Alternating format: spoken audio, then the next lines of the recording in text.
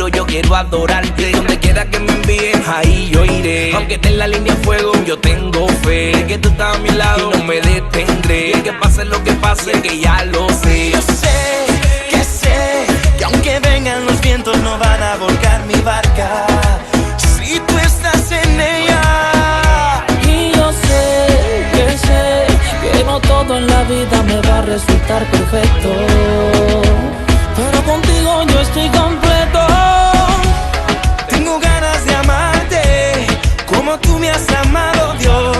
Tengo ganas de darte mi corazón.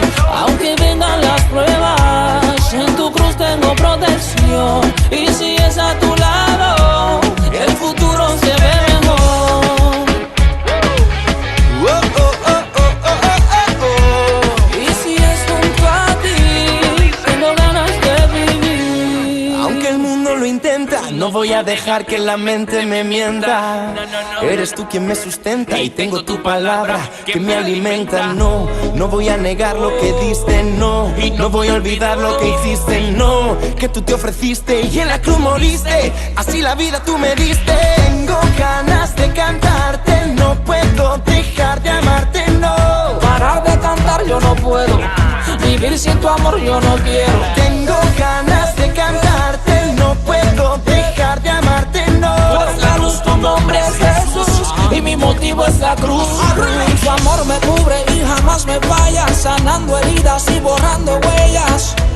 Mi gratitud no calla, lo grito hasta las estrellas. Tu amor me cubre y jamás me falla, sanando heridas y borrando huellas. Mi gratitud no calla, lo grito hasta las estrellas por ti. Tengo ganas de amarte como tú me has amado, Dios. Tengo ganas de darte mi corazón. Aunque vengan las pruebas, En tu cruz tengo protección. y si es a tu lado, El futuro se ve mejor.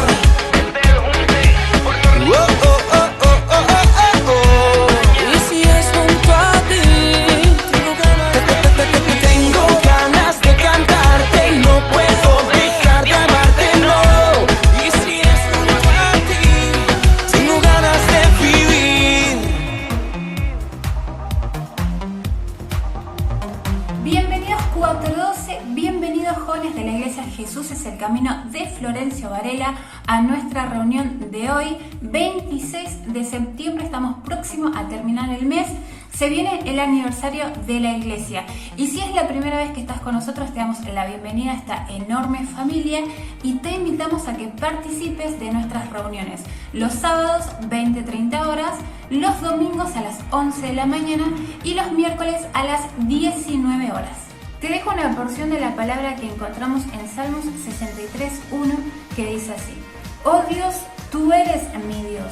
Yo te busco intensamente, mi alma tiene sed de ti. Todo mi ser te anhela cual tierra seca, extenuada y sedienta. Alabemos juntos a nuestro Dios porque nuestra adoración como jóvenes no para. Hosana, Hosana, es nuestro Señor Jesucristo.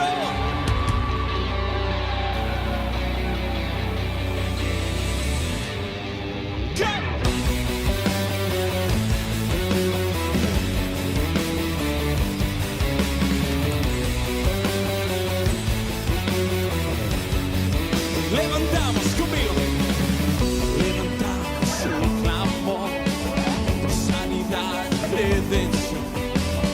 Muéstranos lo que tú ves, los secretos de tu corazón. Un pueblo unido pide hoy libertad y salvación. Ármanos con tu valor, lo que deseamos es revolución. El cielo se parta en dos, inúndanos, en el desierto broten ríos, vida sopla hoy, Hosana al Rey de salvación, Hosana al Dios altísimo, Hosana, Jesucristo, Jesucristo es Rey, Hosana al Rey de salvación. Hosana al Dios altísimo,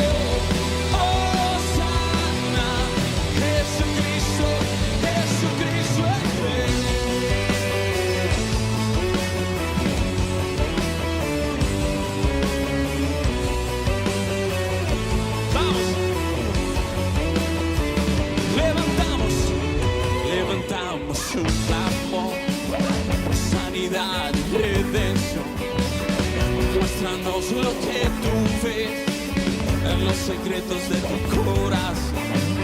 Un pueblo unido pide hoy libertad y salvación. Hermanos con tu valor, que deseamos es revolución. Que se escuche.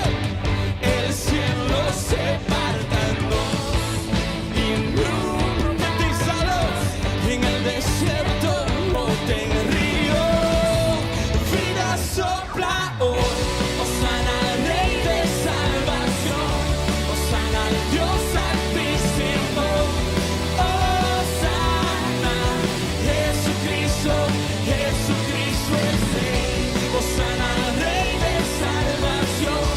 Hosana al Dios altísimo.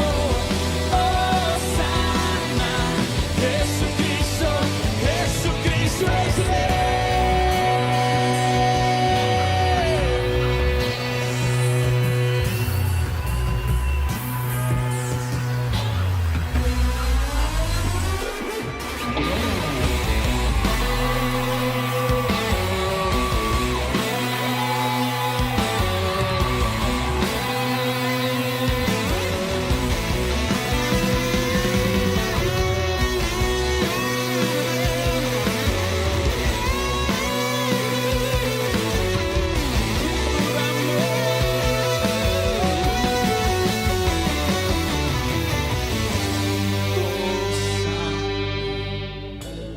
Hosana, Hosana al Rey. Hosana.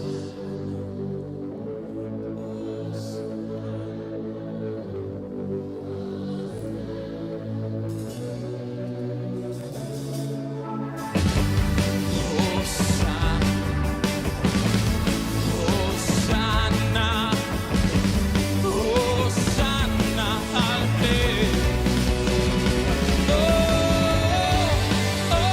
Hosana, Hosana, Hosana al Rey. Conmigo, Hosana al Rey de salvación. Hosana al Dios altísimo. Hosana, Jesucristo, Jesucristo es Rey. Hosana al Rey de salvación. Hosana al Dios altísimo. Hosana, Jesucristo, Jesucristo es Rey. Jesucristo, Rey.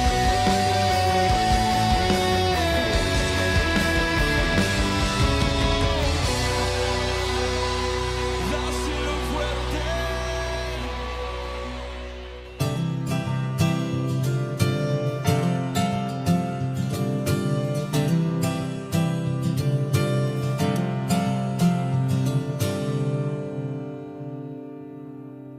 Por mucho tiempo busqué una razón de vivir. En medio de mil preguntas, tu amor me respondió. Ahora veo la luz y ya no siento temor. Tu reino vino a mi vida y ahora vivo para ti. Cantaré de tu amor, rendiré mi corazón ante ti. Tú serás mi pasión y mis pasos se guiarán por tu voz. Mi Jesús y mi Rey, de tu gran amor cantaré. Por mucho tiempo busqué una razón de vivir. En medio de mil preguntas, tu amor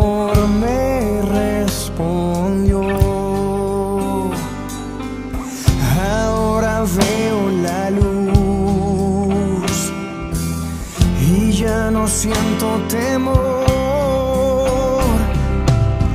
Tu reino vino a mi vida y ahora vivo para ti.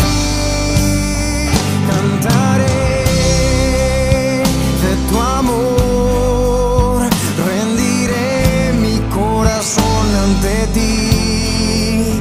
Tú serás mi pasión y mis pasos se guiarán por tu voz, mi Jesús y mi Rey. De tu gran amor cantaré, cantaré de tu amor, rendiré mi corazón ante ti. Tú serás mi pasión y mis pasos se guiarán por tu voz, mi Jesús y mi Rey. De tu gran amor cantaré, mi Jesús y mi Rey. De tu gran amor cantaré.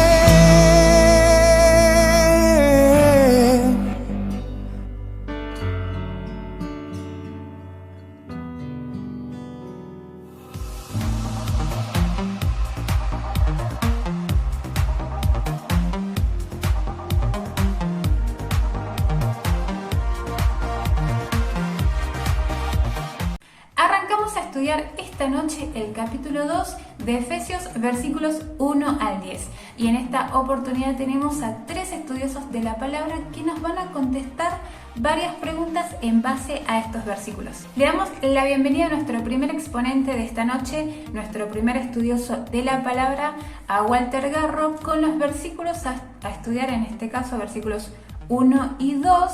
Y las preguntas para Walter son las siguientes. ¿Qué dice el pasaje acerca de la condición del ser humano?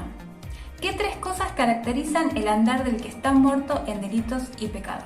Hola 412, ¿cómo están? Hoy tocó responder 2 preguntas basándonos en el capítulo 2 de Efesios, versículos 1 y 2. La primera pregunta es, ¿qué dice el pasaje acerca de la condición del ser humano? Pablo comienza el capítulo 2 diciéndole a los efesios que Dios les dio vida cuando ellos estaban muertos en sus delitos y pecados. Acá podemos ver 2 condiciones. Dice que Dios les dio vida, que sería la condición posterior, cuando ellos estaban, ante la intervención divina, muertos en sus delitos y pecados. Obviamente esto no hace referencia solamente a los efesios, sino que se extiende a toda la humanidad, porque el ser humano sin Dios está muerto. La Biblia habla de 3 tipos de muerte: una muerte eterna, una muerte física y una muerte espiritual. El pasaje no hace referencia a la muerte física porque esa es cuando uno deja de respirar. Tampoco la muerte eterna, que tiene que ver con el juicio final, sino que habla de la muerte espiritual. ¿Y qué es la muerte espiritual?, te preguntarás. Bueno, para un poco, paciencia. Primero déjame hablarte un poquito más sobre la condición del ser humano sin Dios. El pasaje dice que sin Dios las personas están muertas en sus delitos y pecados. Un delito es quebrantar una ley. Las leyes son límites establecidos. En este caso, el pasaje se refiere a romper los límites que Dios traza. La palabra pecado tiene que ver con fallar, con errar al blanco, como cuando un arquero agarra una flecha, un arco, y apunta hacia una dirección, pero le pifia y tira la flecha para cualquier lado. Alguien dijo sobre esto que delitos tienen que ver con rebeldía y que pecados tienen que ver con fracaso. El ser humano sin Dios puede que se crea el más vivo del mundo, puede que se considere a sí mismo obediente según criterios de este mundo, y puede que también se vea a sí mismo muy exitoso de acuerdo a los parámetros terrenales. Pero la verdad es que alguien sin Dios está muerto espiritualmente, sumergido en la rebeldía y destinado al fracaso. ¿Habías preguntado qué significa muerte espiritual? Déjame darte 3 características de esta condición del ser humano y de paso cañazo respondemos a la pregunta número 2. La persona muerta espiritualmente vive en pecado. El fracasar, el errarle al blanco, el fallar es su estilo de vida. No es que a veces se equivoca y después se arrepiente y se esfuerza por cambiar, sino que su forma de vivir es pecando. La segunda característica del que está muerto espiritualmente es que no obedece a Dios y ni siquiera puede hacerlo, porque Romanos 8:7 dice: dicen que la naturaleza pecaminosa es siempre enemiga de Dios. Nunca obedeció las leyes de Dios y nunca lo hará. Y la tercera característica de aquellos que carecen de vida espiritual es que no solamente desobedecen a Dios, sino que por el contrario obedecen al diablo. Probablemente se crean libres y consideran que viven bajo sus propias reglas, pero la realidad es que son esclavos. Hasta acá vimos un panorama bastante triste para el ser humano. Muertos en pecado, sumergidos en rebeldía, destinados al fracaso, desobedientes a Dios, pero obedientes al diablo. Miremos el resto del estudio a ver si la cosa mejora. Bienvenida a la Argentina, a Florencia Vera, nuestra segunda expositora en esta noche, nuestra segunda estudiosa de la palabra, y nos va a contestar una pregunta en base al versículo 3 de este capítulo. Y la pregunta dice así: ¿qué significa ser hijos de ira?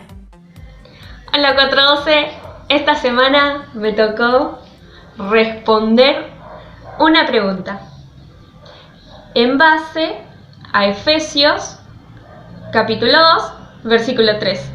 La siguiente pregunta dice así: ¿qué significa ser hijos de ira? Estuve buscando un poco sobre el significado de ira y pude encontrar lo siguiente: es la respuesta emocional en el conocimiento del mal y la justicia.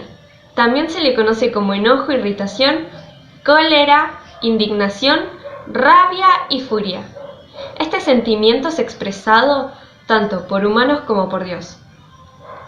Cuando en la Biblia hablamos de la ira de Dios, se refiere justamente al rechazo que Dios percibe ante el mal y la iniquidad.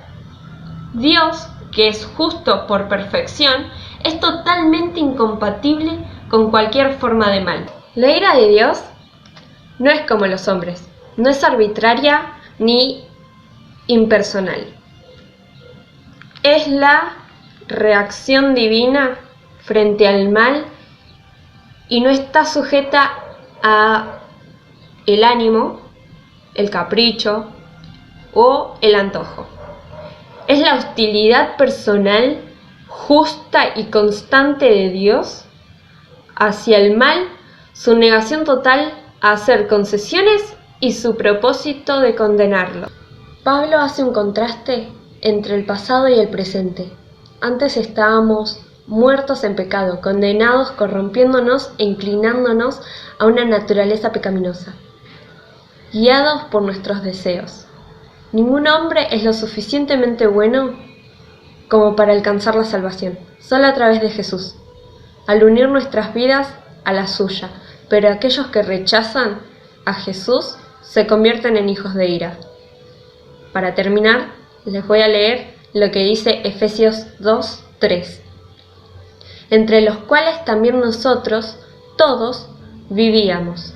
Entonces, según las tendencias de nuestra carne, realizando los deseos de la carne y de la mente. Y éramos por naturaleza hijos de ira, exactamente como los otros. Le damos la bienvenida a nuestra tercera exponente en esta oportunidad, a Ángela Pelayo. Ella nos va a estar contestando una pregunta en base a los versículos 4 al 10 de este capítulo 2 de Efesios. Y la pregunta para Ángela es la siguiente: ¿cuáles son todas las cosas que conlleva la salvación que Dios ofrece? Hola 412, ¿cómo están? Espero que bien. Seguimos el estudio, la carta de los Efesios, el capítulo 2 del versículo 4 al 10. Y dice así: pero Dios, que es rico en misericordia, por su gran amor por nosotros, nos dio vida con Cristo, aun cuando estábamos muertos en pecados. Por gracia, ustedes han sido salvados. Y en unión con Cristo Jesús, Dios nos resucitó y nos hizo sentar con Él en las regiones celestiales, para mostrar en los tiempos venideros la incomparable riqueza de su gracia, que por su bondad derramó sobre nosotros en Cristo Jesús. Porque por gracia, ustedes han sido salvados mediante la fe. Esto no procede de ustedes, sino que es el regalo de Dios, no por obras para que nadie se jacte, porque somos hechura de Dios, creados en Cristo Jesús para buenas obras, las cuales Dios dispuso de antemano a fin de que las pongamos en práctica. La pregunta que me tocó responder es la siguiente: ¿cuáles son todas las cosas que conlleva la salvación que Dios ofrece? En el principio de este capítulo nos encontramos con un escenario muy negativo pero realista, que dice así: en otro tiempo ustedes estaban muertos en sus transgresiones y pecados, incapaces de hacer lo bueno y, lo que más destaco, incapaces de salvarnos, de poder salvarnos a nosotros mismos, totalmente incapaces. Y en el versículo 4 hay un pero, que esos peros son una maravilla, porque Dios interviene después de esos peros siempre. Pero Dios, que es rico en misericordia por su gran amor por nosotros, nos dio vida con Cristo. Cristo, aquel que murió en esa cruz, llevando mi pecado y los pecados de toda la humanidad, para que todo aquel que en él crea no se pierda, mas tenga vida eterna. Por gracia ustedes han sido salvados. Hay dos palabras que destaco mucho de estos versículos, que son gracia y misericordia. Y tengo una definición cortita y práctica para que las podamos entender de forma más dinámica, que es la gracia y que es la misericordia. Primero, reconocer que son regalos del Padre y son totalmente inmerecidos. La gracia es recibir lo que no merecemos y la misericordia es no recibir lo que sí merecemos. Cuando Dios interviene, todo se mueve de lugar y va hacia un lugar mejor, siempre. Incluso nosotros, que merecidamente recibimos estos regalos preciosos de Dios, gracia, misericordia, por fe.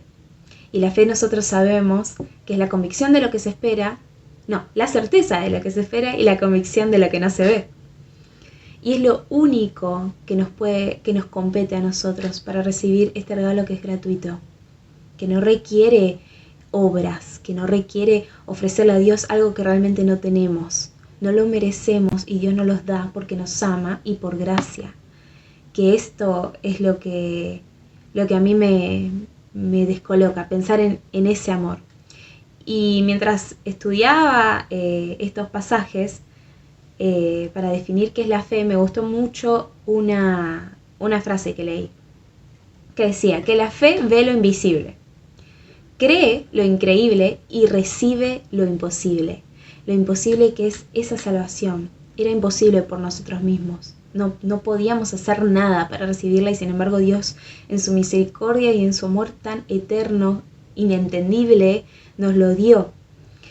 Y algo que disfruté mucho leer mientras estudiaba es que en el final, el principio del versículo 10, dice que porque somos hechura de Dios, creados en Cristo Jesús para buenas obras. La palabra griega que se usa para hechura es poema, que de ahí viene nuestra palabra poema. Sabemos así que somos su poema. La iglesia de Cristo, la iglesia del Señor, es su poema. Somos su nueva creación. Fuimos pensados y fuimos soñados en el corazón de Dios para buenas obras que Dios mediante vamos a poder llevar a cabo. Pero respondiendo a la pregunta, ¿cuáles son todas esas cosas que conlleva la salvación que Dios nos ofrece? Es esa libertad de poder ir a su presencia arrepentidos, reconocer nuestros pecados y aceptar al Señor, aquel que murió en esa cruz de forma inmerecida por nuestros pecados, reconocer que es nuestro Salvador, nuestro Rey, y darle nuestra vida a Él. Es lo único que tiene relevancia. Yo soy muy repetitiva con esa palabra, que Dios nos dio relevancia, pero es que así es, nos dio propósito, nos dio esperanza, y nadie nos podía dar eso, ni siquiera nosotros mismos. Estábamos perdidos, no sabíamos para dónde ir ni para dónde mirar, y Dios nos dio un rumbo, y el único rumbo, el único que vale la pena porque tiene trascendencia después de esta vida. Y yo descanso en eso. Acá en el versículo 7 dice: para mostrar en los tiempos venideros la incomparable riqueza de su gracia, que por su bondad derramó sobre nosotros en Cristo Jesús. ¿Cuántos regalos? Gracia, bondad, amor, misericordia, fe, todos regalos de Dios, nada es mérito nuestro. Y lo único que Él anhela es nuestro corazón, un corazón dispuesto a seguirlo. Así que los motivo 4:12 a seguir buscando la voluntad de Dios. Es mi anhelo para con ustedes y es mi anhelo para conmigo. Porque hay propósito. Dios nos conoce, Dios nos pensó, Dios nos soñó y eso es indiscutible. Y siempre recuerdo que Dios nos quiere mostrar el camino y Dios nos puede llevar, pero nosotros tenemos que estar dispuestos a mover nuestros pies también. Así que bueno, 4:12, les comparto lo que Dios me habló con esta palabra y que tengan una hermosa noche. ¡Mua! Excelente exposiciones, chicos. Gracias Flor, gracias Angie, gracias Wally. Y ahora escuchemos al pastor Ernesto Turoski, que va a unificar todo lo que aprendimos en esta noche. Hola, muy buenas noches a todos los jóvenes. Bienvenidos a este encuentro, a este estudio, en realidad, el estudio bíblico que estamos llevando a cabo en la epístola del apóstol Pablo a los Efesios. Luego de haber pasado por el estudio de la carta a los Filipenses, en este momento ya estamos ubicados en el capítulo 2. Estuvimos finalizando el repaso, el estudio, la reflexión sobre el contenido del capítulo 1 y ahora entonces ya estamos iniciando esta primera parte del capítulo 2. Por lo cual en esta noche vamos a estar viendo los primeros 10 versículos de este capítulo. El tema central que podemos notar aquí a través de la lectura del texto es el de el describir la condición del ser humano y lo que Dios le ofrece a las personas que están en esa condición. Está hablando entonces de la posibilidad de un antes y de un después en la vida de la gente. Y la línea entre el antes y el después está marcada por la gracia de Dios, por lo que Él nos ofrece en Cristo, por aquello que Cristo ya hizo en favor de todas las personas. Y esto es lo que Dios viene y ofrece a los seres humanos. ¿Para qué? Para cambiar esa condición en la cual está. La va a describir, tanto esta condición como la manera de aceptar este ofrecimiento que Dios hace en Cristo y el cambio que se produce en la vida, una transformación completa y real en la vida de las personas. Así que aquí está entonces manifestada la gracia de Dios en la salvación que ofrece en Cristo a las personas. Precisamente, la figura está tomada de lo que Dios ya hizo en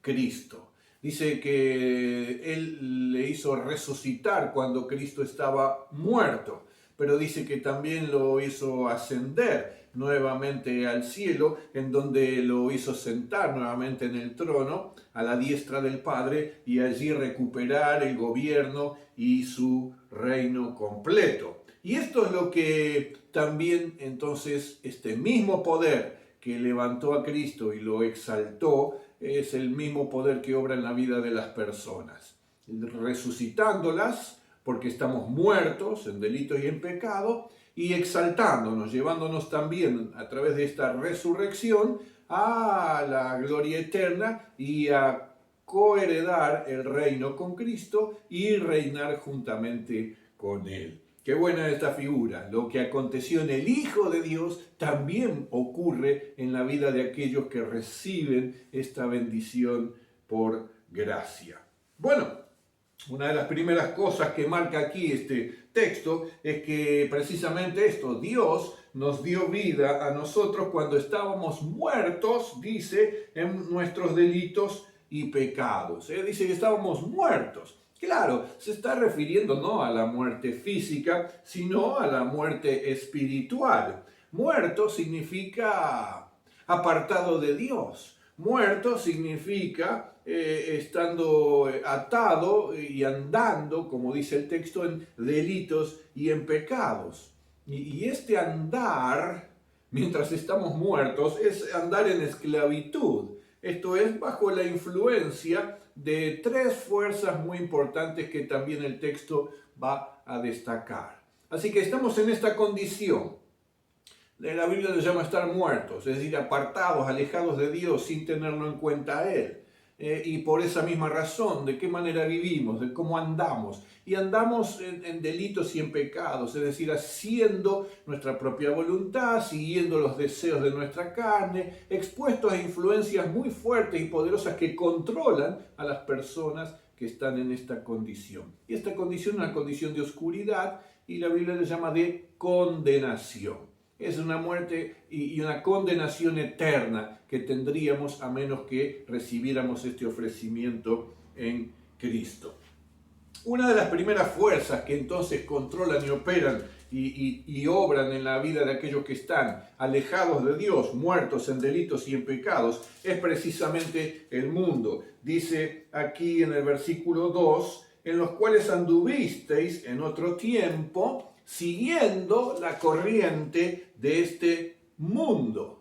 Y claro, el mundo, como vos sabés, no se está refiriendo al planeta, ¿no es cierto? Y habla de ese sistema o sociedad que vive alejado de Dios, que no tiene en cuenta a Dios, que no reconoce ni siquiera su existencia. Así que es eso, todo lo que implica una vida sin Dios. Una vida en nuestros propios deseos, en nuestro propio egocentrismo. Es lo que queda representado entonces en ese cautiverio, en esa deshumanización, estando expuestos al egoísmo, estando expuestos al humanismo, estando expuestos a corrientes como el secularismo, una ética antropocéntrica, es decir, el hombre es el mismo centro del universo que se gobierna a sí mismo y elabora sus propios esquemas éticos o de comportamiento, es estar expuestos al materialismo, a nuestro tiempo, el pluralismo, la posverdad, etc. Todo esto corresponde a esa fuerza de influencia que controla y dirige los comportamientos de los seres humanos alejados de Dios. Esto es el mundo. Pero dice también que hay otra fuerza que está obrando, y dice aquí en este mismo versículo 2, el príncipe de la potestad del aire. Dice, el espíritu que ahora opera en los hijos de desobediencia. Desde ya entonces, como sabemos, no solo el mundo, sino también el diablo es el origen de este control y de esta condición en la cual está el ser humano, el príncipe de la potestad del aire. En principio está hablando de que es un espíritu, y al hablar de aire está refiriéndose precisamente a esa esfera invisible, a esa esfera de maldad, a esa esfera sucia en la cual se mueven estos espíritus demoníacos. Y por ser un ámbito de oscuridad y espiritual, es por eso que la gente que está apartada de Dios difícilmente los puede percibir. Tiene conciencia de esto, obviamente, pero no son fácilmente observables por el ojo de aquel que ahora tuviera al Espíritu Santo en su vida. Así que allí están operando, tienen una influencia, tienen control, tienen potestad sobre esos comportamientos, ¿verdad? Y la Biblia dice que aquellos que quedan bajo esta influencia son los hijos de desobediencia. Los hijos de desobediencia, los hijos rebeldes, los hijos que hacemos lo malo, aquellos que estamos caídos en el pecado y esclavos del pecado. Sobre estas personas ellos están allí para atar, para esclavizar, para, atar en pecado, para alejar cada vez más de Dios. Luego, estos poderes demoníacos son los que actúan sobre quienes no obedecen a Dios.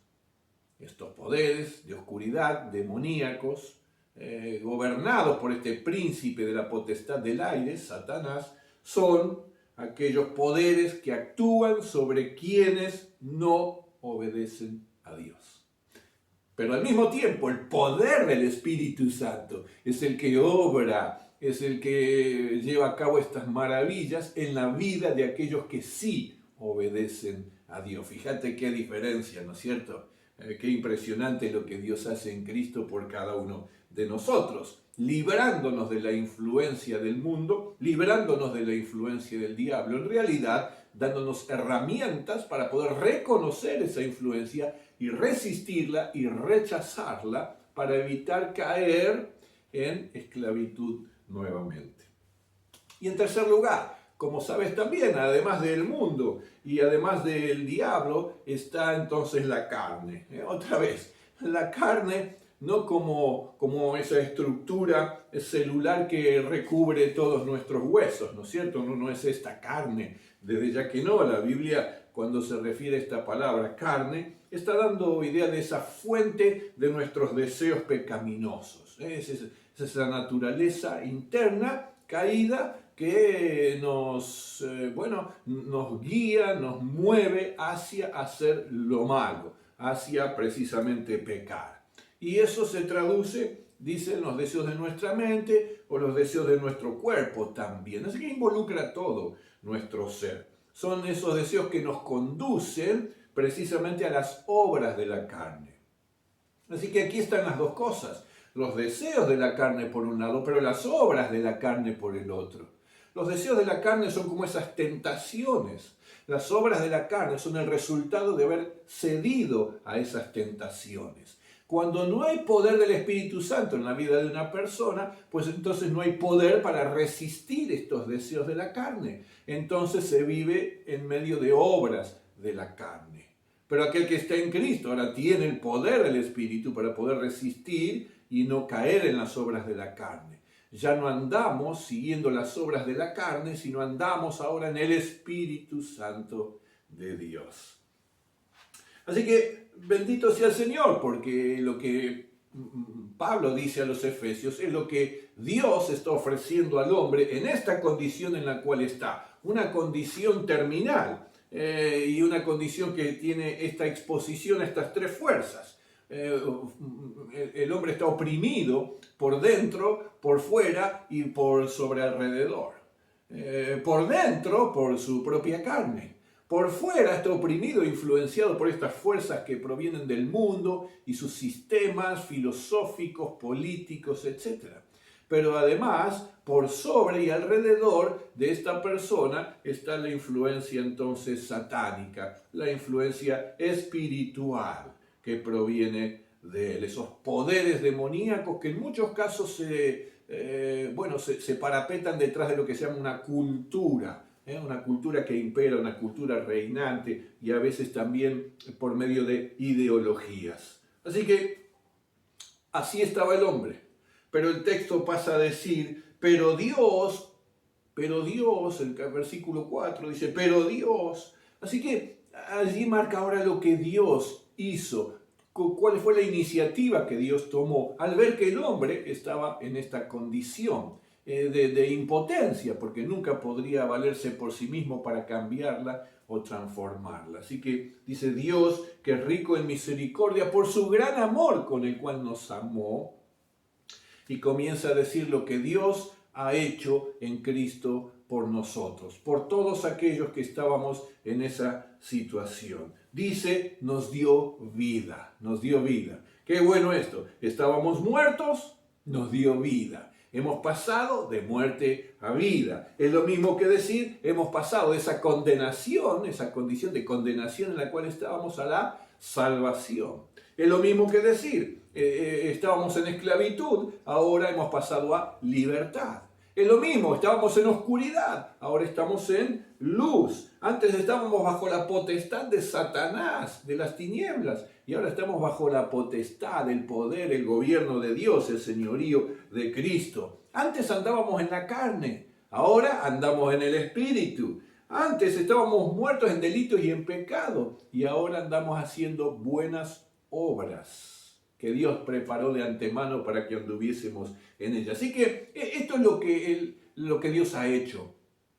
Esta es la línea precisamente, lo que marca un antes y un después. La línea es la de la gracia de Dios, la de la salvación por la fe en Cristo Jesús. Accesible a toda persona que lo deseara. Es para todas las personas. Y es para aquellos que la aceptan finalmente y la reciben por medio de la fe. Así que esto es lo que Dios ha hecho. Y dice también por qué lo ha hecho. Y dice que es por gracia.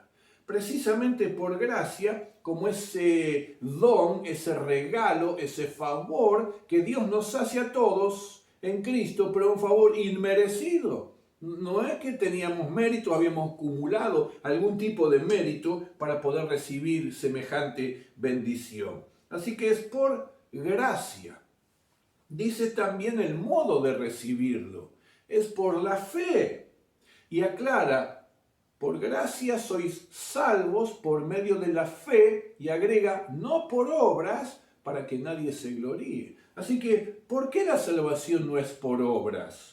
Y porque si hay obras, no hay gracia, es por mérito personal. Pero si no hay gracia, entonces no hay salvación. ¿Por qué? Porque por gracia somos salvos. Así que una cosa es una cosa, otra cosa es otra cosa. Nunca podemos alcanzar suficiente mérito por nuestra condición caída como para que Dios pudiera darnos, estar obligado a darnos esa salvación o alcanzarla por nosotros mismos. También está expresado lo que implica todo esto. Dice, por un lado, salvación, nos dio vida juntamente con Cristo. Dice, resurrección, nos resucitó, dice, junto a Cristo, como lo hizo resucitar a Él. Y esto es por lo cual nuestra vida, la vida que Él nos da, es vida eterna. No es que nos da vida y un día vamos a morir. No, al menos espiritualmente, por supuesto. Esta vida que Él nos regaló, porque hay una resurrección, es vida eterna. Y finalmente dice, hace referencia a la herencia que vamos a recibir. Nos hizo sentar en los lugares celestiales junto a Cristo, para que reináramos con Él y gobernáramos junto a Él también. Te das cuenta entonces el cuadro que pintan estos 10 versículos del capítulo 2 de Efesios. La condición en la cual estamos y están los hombres en general. Y lo que Dios ha hecho en favor de cada ser humano. Por amor, destaca estos atributos de Dios. Habla de la misericordia de Dios. Pero Dios, que es rico en misericordia, marca el amor, con su gran amor con que nos amó. Habla de la gracia de Dios, por gracia sois salvos. Y luego habla de la bondad de Dios. Todo lo que Él ha hecho llevándonos al cielo, a la gloria, a coheredar con Cristo por su bondad. Porque Dios es bueno y para siempre es esa misericordia. Así que damos gracias a Dios. Esto es lo que Dios hizo en tu vida. Pero tiene que quedar muy clara esta diferencia en nuestra vida si somos de Cristo.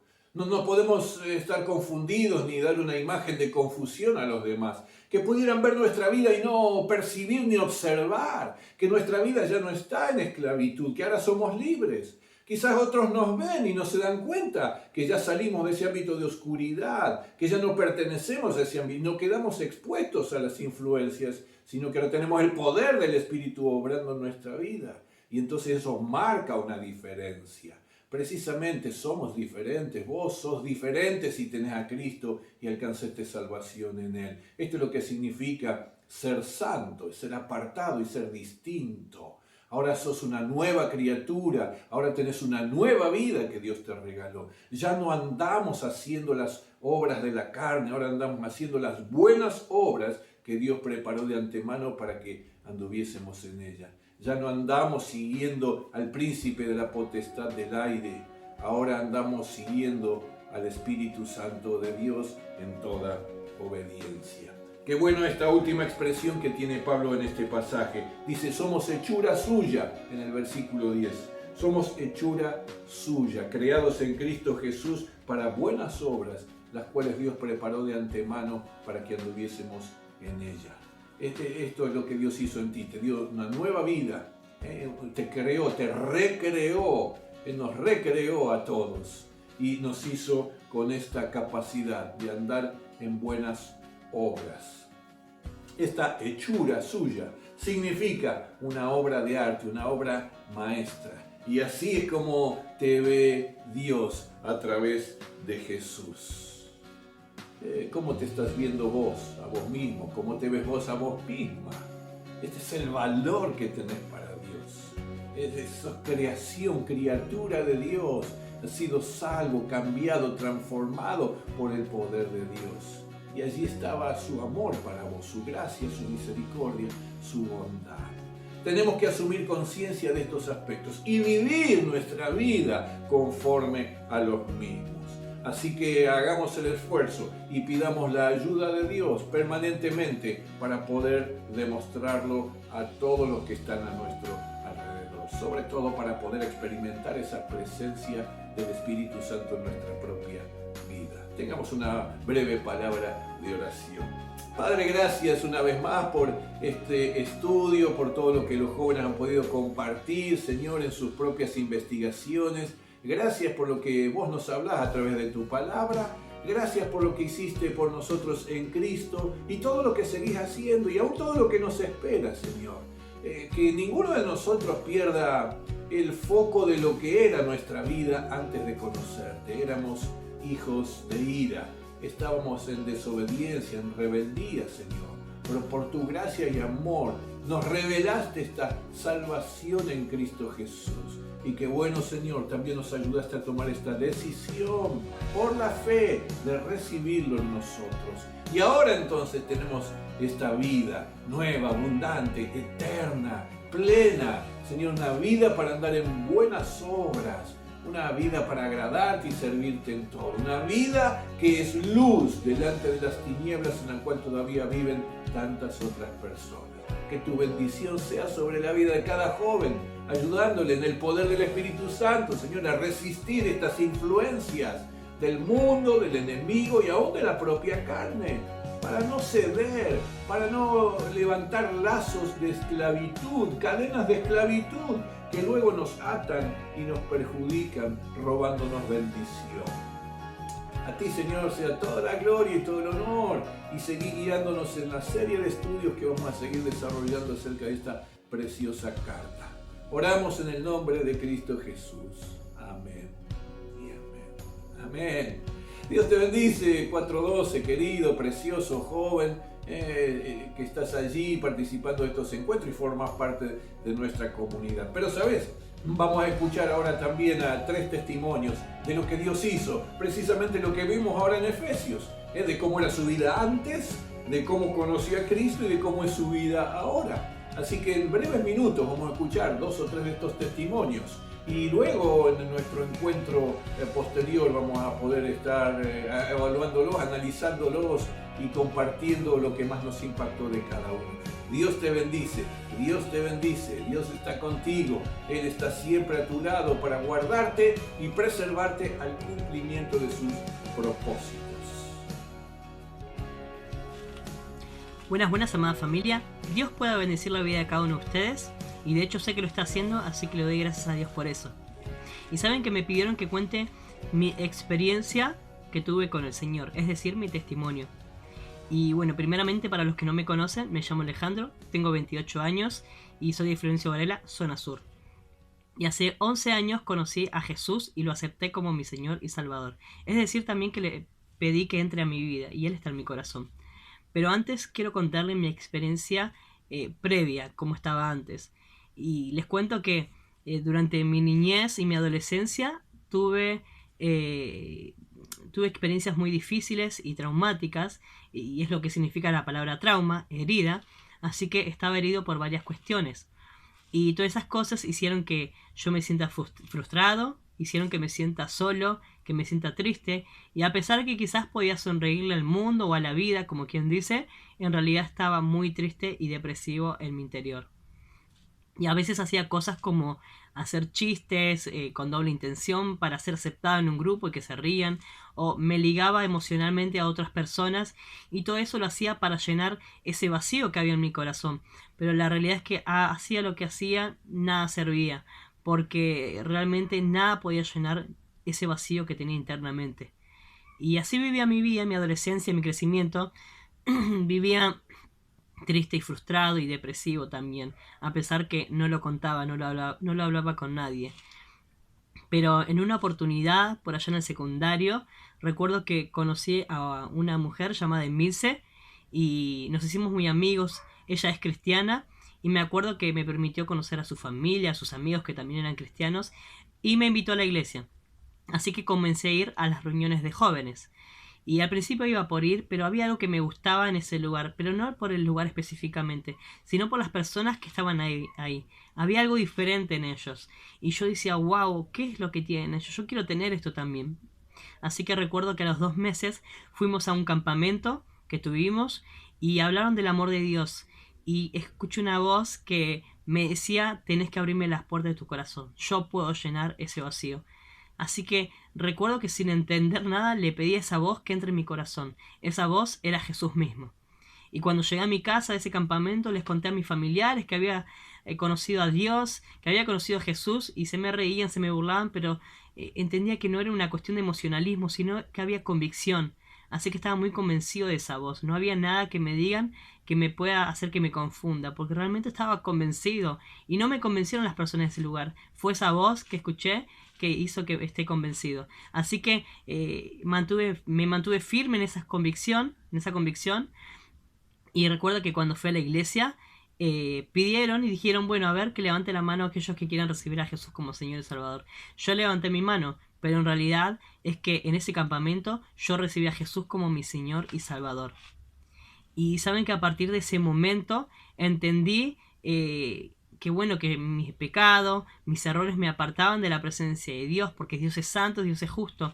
Pero como dice en Juan 3:16, entendí que Dios me amó tanto a mí y que envió a su Hijo unigénito, a Jesús mismo, para que todos aquellos que crean que Él es Jesús, el Hijo de Dios, y que resucitó entre los muertos, tengan una vida eterna junto a Él. Porque mi pecado me separaba, me permitía solamente ir a una condenación nada más.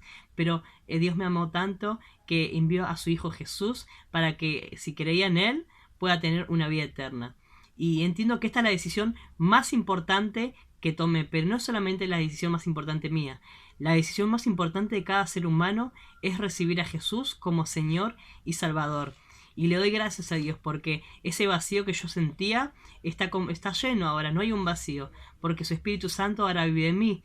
Y no quiero decir que ahora soy una persona perfecta, no, soy una persona que comete errores, que se equivoca, que tiene tentaciones, que a veces tiene que pedir disculpas, pero la diferencia está primeramente que soy salvo, que tengo salvación gracias a Jesús que vive en mí, y también entiendo que Jesús me perfecciona día a día, que me enseña cómo debo comportarme por medio de su palabra y me enseña claramente que debo seguir hablando de Él. Así que no me avergüenzo de Jesús, no me avergüenzo de decir que Jesús es mi Señor y Salvador, no me avergüenzo de decir que soy cristiano, estoy gozoso, aún con mis imperfecciones, sé que el Señor me llama para que me siga perfeccionando, para que me siga transformando, y Él me limpia de todos mis pecados y de toda mi maldad.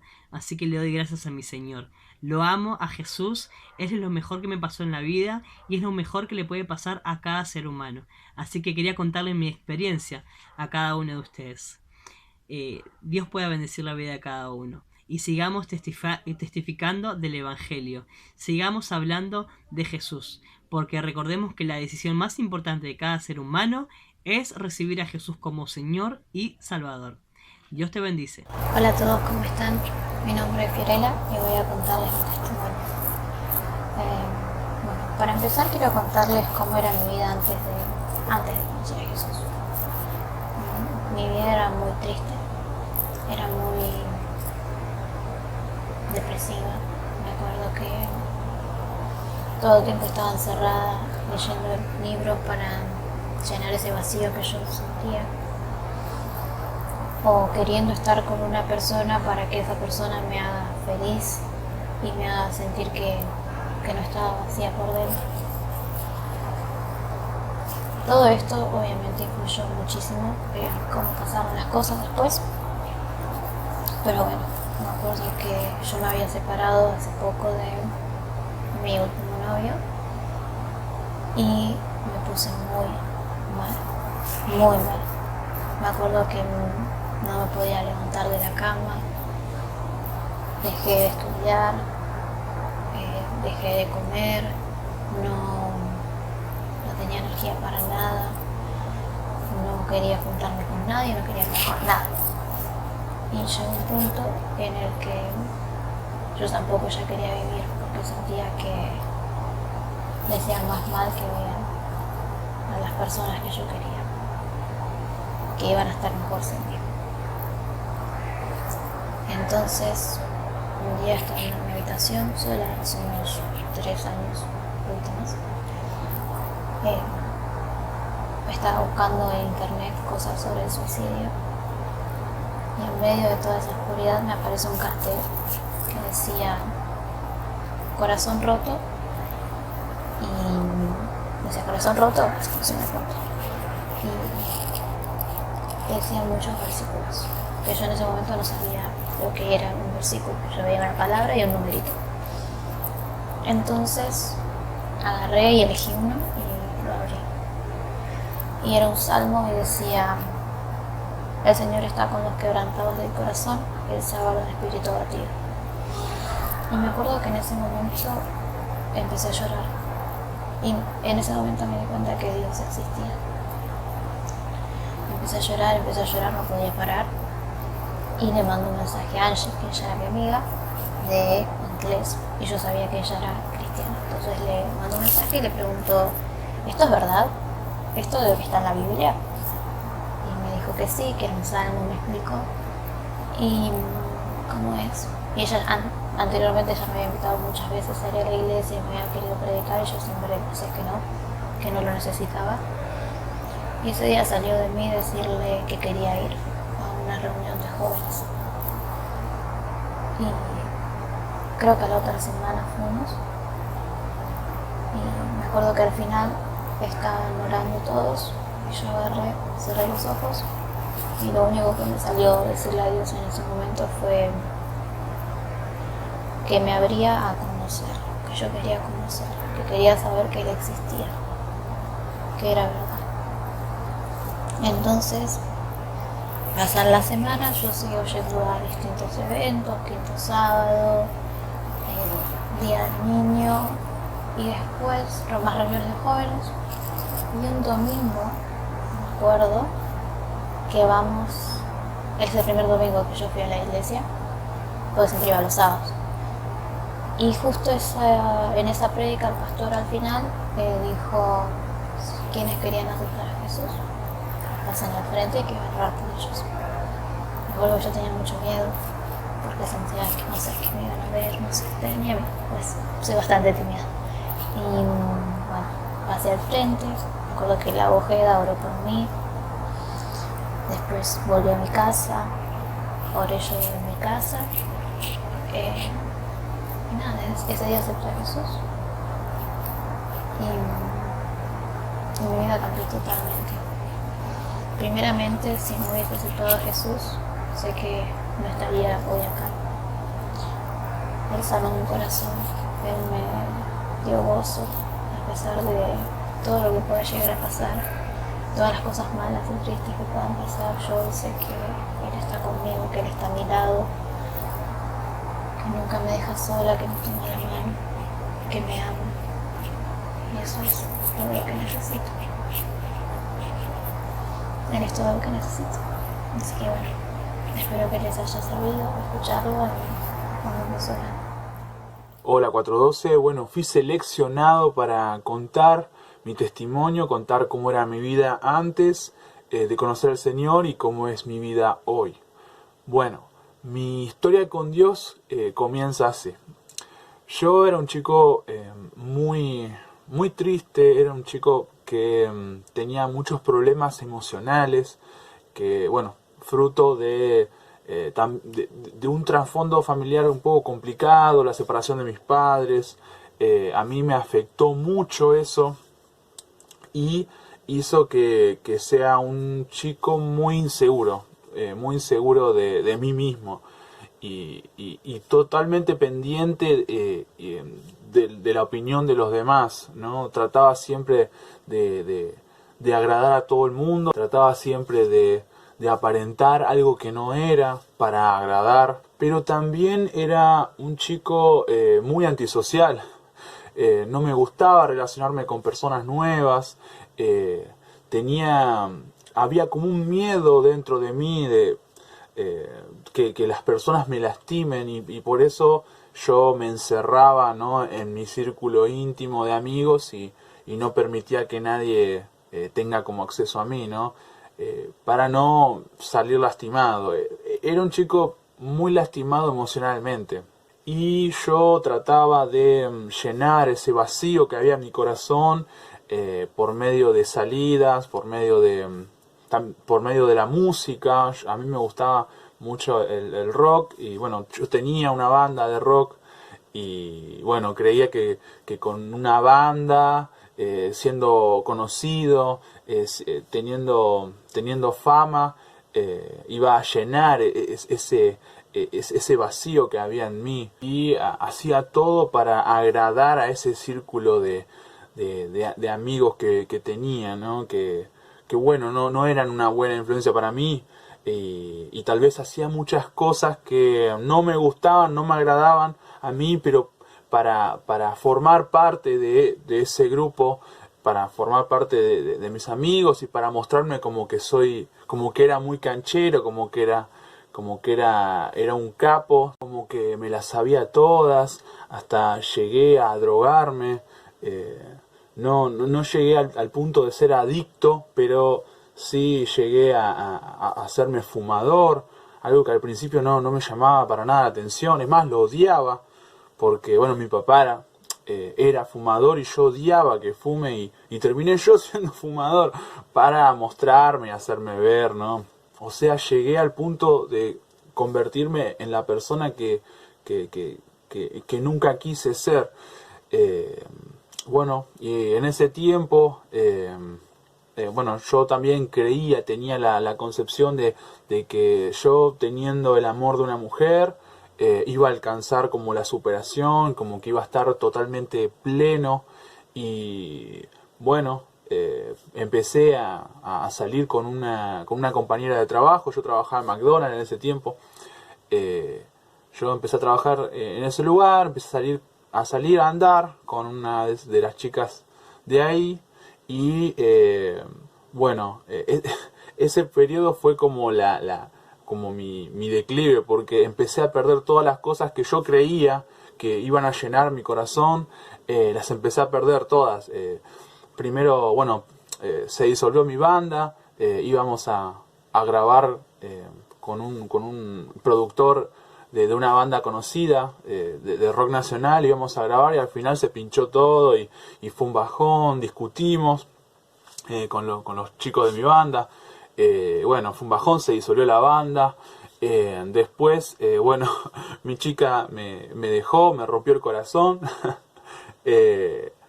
Perdí el trabajo también, porque yo estaba como en una época bastante inestable, ¿no? Emocionalmente, y bueno, discutía con mis jefes, peleaba con ellos, y bueno, al final terminé renunciando, perdí mi trabajo también, y hasta discutí con mis amigos, o sea que ellos ya no se querían juntar más conmigo. Mis amigos eran los chicos de la banda, y bueno, llegué a un momento en que me quedé solo, me quedé totalmente solo. O sea, todas las cosas que yo creía que me iban a hacer feliz, se fueron, se fumaron, y en ese momento caí en una depresión muy, muy fuerte. Caí, me encerré en mi casa, y habré estado meses encerrado, jugando a los videojuegos, viendo películas, viendo series, malgastando, ¿no?, mi vida. Y hasta que, bueno, vino mi amigo Brian, que es el chico que él me predicó. Vino y me vio que estaba demacrado, triste, deprimido, encerrado en mi casa. Vio como me estaba haciendo un búnker en mi cuarto, que ya no quería salir más a la calle, no quería ver más a nadie, que odiaba a la gente. Y bueno, le manifesté que no sabía qué hacer con mi vida, que estaba triste, que no sabía qué hacer, no sabía a dónde ir, no sabía qué más hacer. Ya había perdido la esperanza de vivir ya. Hasta tenía deseos de morir ya. Nunca intenté el suicidio ni nada de eso, pero sí era un deseo que estaba ahí rondando en mi mente, ¿no? El deseo de morir, no vivir más, de acabar con el sufrimiento, ¿no? Y bueno, ahí mi amigo Brian me habló de Jesús, me dijo que hay esperanza para mí, que hay alguien que me amaba, que dio su vida en una cruz por mí, que hay alguien que puede transformar mi vida, transformar mi mente, mi corazón, que me puede dar una vida nueva, esa vida de fracaso, de dolor, de excesos, de cosas que no sirven, ¿no? Una vida de fracaso, esa vida que me la puede borrar y me puede dar una vida nueva, abundante, ¿no? Y bueno, llegó el día, fui a la iglesia, fui con todo el deseo de encontrarme con Dios. Me hicieron la oración de fe, pasé al frente, oré, canté de todo, y ahí es cuando Dios empezó a transformarme. Ahí empezó el Señor a cambiar mi mente, a llenar ese vacío que sentía en mi corazón. Haber conocido a Jesús fue la experiencia más increíble y fue lo más grandioso que me pasó en la vida, ¿no? La verdad que Jesús es siempre es todo lo que soñé y más. Y hoy, si bien tengo mis luchas, tengo mis pruebas, estoy peleando la buena batalla de la fe, como todos, pero hoy tengo todo, tengo a Jesús a mi lado, con el Señor apoyándome, guiándome, amándome. En todo lo puedo vencer. Si bien hay muchas cosas que tengo que seguir puliendo y hay cosas que tengo que seguir trabajando, Jesús está conmigo y la victoria es segura. Así que bueno, 4:12, más o menos esa es mi historia. Y nada, espero que les haya sido de bendición y les mando un abrazo fuerte, los quiero mucho, nos vemos, chao. 4:12, Dios te bendice. Gracias Lucky, gracias Ale, gracias Fiore desde Taiwán, te queremos muchísimo, muchísimo, muchísimo.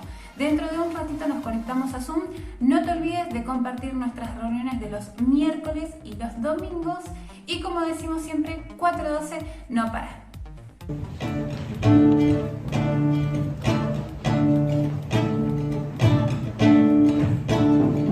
Vergüenza me se juntó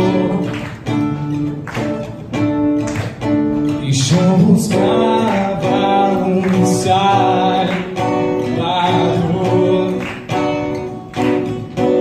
mas tu perdón me liberó.